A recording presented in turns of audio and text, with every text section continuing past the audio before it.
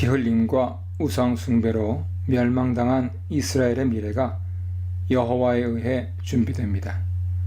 그분께서 당신의 거룩한 이름을 위하여 이스라엘의 구원을 결정하십니다. 민족들 가운데서 유배민들을 모아 가나안으로 데리고 가서 맑은 물로 정결하게 해주시고 율례와 규례를 지켜 다시 심판에 떨어지지 않도록 새 영과 새 마음도 주십니다. 이 문단에서는 내가 내 이름을 거룩하게 하리라. 내가 물과 성령으로 거룩하게 하리라. 내가 내 땅을 에덴 동산같이 하리라에 대해 묵상해 보시기 바랍니다. 16절로 21절입니다. 여호와께서 구원에 관한 약속을 주시기에 앞서 유배의 원인을 요약해서 알려주십니다. 유배의 원인을 분명하게 알고 교훈을 찾아낼 때 과오는 반복되지 않지요. 이스라엘이 까닭 없이 자기 땅에서 쫓겨나 여러 나라 가운데 흩어져 살게 된 것은 아닙니다. 마치 달거리하는 여성의 부정처럼 이스라엘 족속이 자기들이 걸어온 길과 행실로 가나안 땅을 더럽혔기 때문에 쫓겨난 것이죠. 가나안 원주민들이 온갖 가증한 짓을 저질러 땅을 더럽혔기 때문에 땅에서 쫓겨났던 것처럼 이스라엘이 땅을 더럽혔기 때문에 더러워진 땅에서 쫓겨났습니다. 레위기 18장 27절 이하 참조하세요. 일찍이 하나님께서 모세를 통해 이스라엘에 하신 경고가 현실화된 것입니다. 이스라엘이 땅 위에 피를 쏟고 우상들로 땅을 더럽혔기 때문에 여호와께서 그들 위에 분노를 쏟으시고 민족들 가운데로 흩으셨습니다. 유배는 이스라엘의 윤리적 악행과 종교적 타락에 따른 심판입니다. 피흘림은 이웃의 삶과 생명을 위협하는 중한 범죄였고 우상 숭배는 이스라엘에 대한 여호와의 독점적, 배타적 관계를 부정하는 악행이었습니다. 이스라엘의 불순종을 징계한 유배는 뜻밖의 부작용을 불러일으켰습니다. 유배민이 가는 곳마다 여호와의 거룩한 이름이 더럽혀졌습니다. 민족들은 유배민을 보며 이들이 여호와의 백성이라도 여호와의 땅에서 떠난 자라. 이 자들은 여호와의 백성인데도 그분 땅에서 떠나야만 했지라는 뜻이죠. 그런 식으로 떠들었습니다. 고대 사고에 따르면 한 민족의 패배는 그 민족 신의 패배를 의미했습니다. 이스라엘의 유배는 민족들에게 여호와의 무능력을 보여주는 확실한 증거였습니다. 이들의 눈에 여호와는 힘이 없어 자기 백성도 보호해 줄 수 없는 신이었습니다. 여호와께서 유배민 때문에 조롱거리가 된 당신 이름을 아껴서 이들의 운명에 개입하시기로 하십니다. 타락한 이스라엘을 아끼지 불쌍히 여기지 않으시고 심판하셨던 여호와께서 당신의 거룩한 이름을 아껴 불쌍히 여겨 이스라엘을 구원하기로 하십니다. 아끼다로 옮긴 동사 하말은 불쌍히 여기다, 동정하다 라는 의미죠. 22, 23절입니다. 민족들 가운데 흩어진 여호와 백성의 운명에 간섭하도록 여호와를 움직이게 한 것은 이들을 위하시는 그분의 마음도 절망적 처지에 빠진 자들에 대한 그분의 연민도 도움을 구하는 자들의 부르짖음에 대한 응답도 아니었습니다. 자기 땅에서 쫓겨난 유배민으로 인해 민족들 가운데 더럽혀진 그분의 거룩한 이름이 이들을 구원하는 동기가 됩니다. 이스라엘을 애굽에서 가나안으로 인도해 들이실 때 당신 이름을 더럽히지 않으시려 불순종한 이스라엘의 심판을 집행하지 않으시고 거듭 미루셨는데 이제 민족들에 의해 더럽혀진 당신의 큰 이름을 위해 이스라엘을 구원하십니다. 고향을 떠나 민족들 가운데 사는 여호와 백성의 모습이 이방인들의 눈에는 여호와의 무능력으로 보였기에 유배민의 구출은 그분의 거룩함, 곧 크신 능력을 과시하는 사건이 됩니다. 민족들은 유배민에게 베푼 여호와의 구원 행위를 보고 이스라엘의 멸망과 유배가 그분의 무능력 때문이 아님을 깨닫게 됩니다. 더럽혀진 여호와의 거룩한 이름을 위한 유배민의 구원은 이중적 의미를 갖습니다.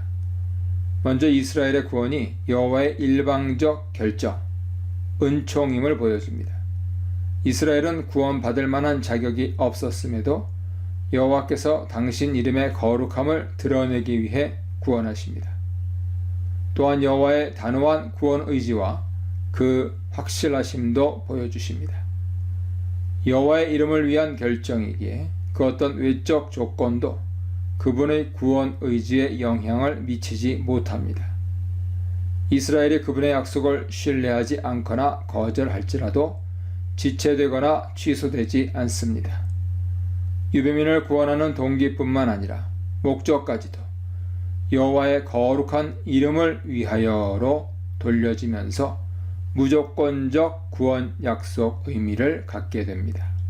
24절로 32절입니다. 유배민의 귀향은 여호와께서 세우신 구원 계획의 시작에 불과했습니다. 그분은 이스라엘의 복된 미래를 위해 더 많은 것을 준비하셨습니다.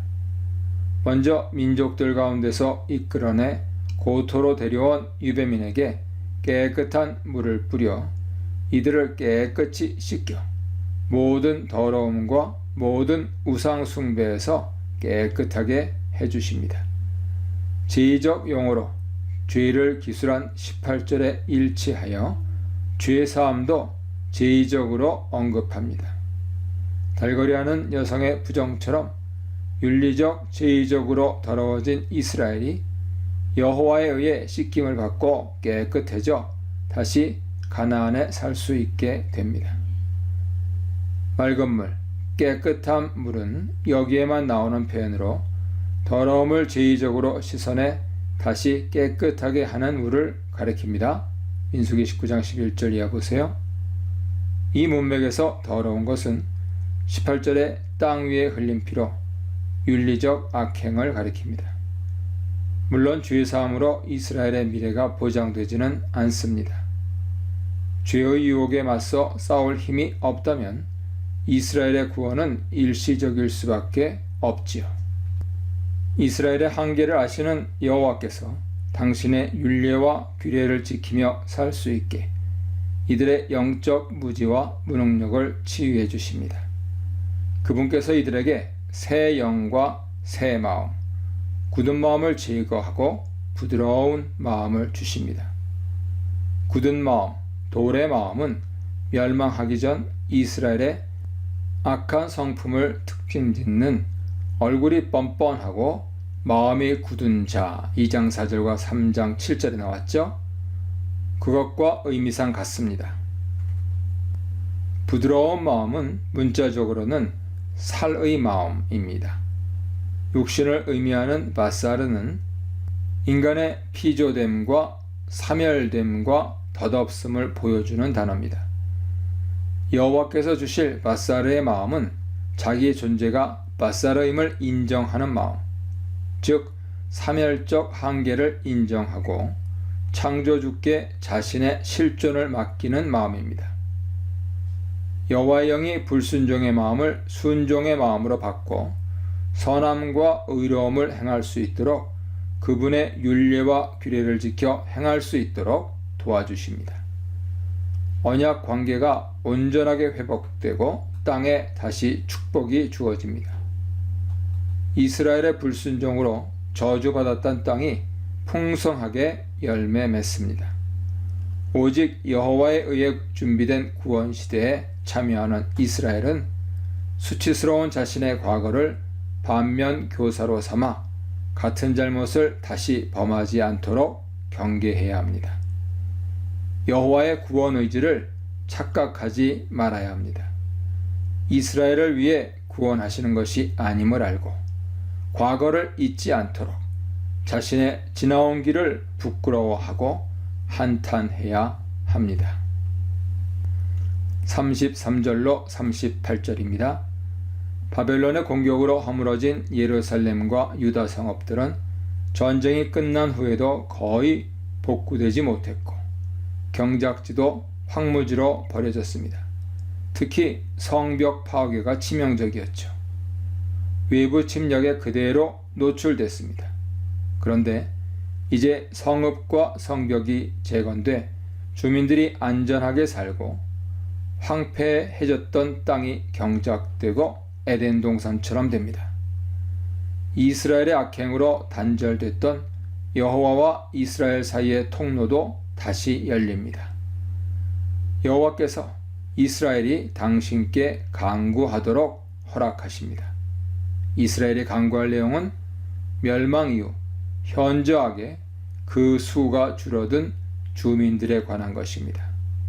축제 때 예루살렘 성전에서 제물로 드려지는 수많은 양떼처럼 폐허가 된 성읍들이 사람 무리로 가득 차게 해 주실 것입니다. 이스라엘은 눈에 보이는 현실에 절망하지 말고 여호와께 간구하면 됩니다. 그분께서 개입하셔서 불가능해 보이는 것을 다 이루어 주실 것입니다. 아멘.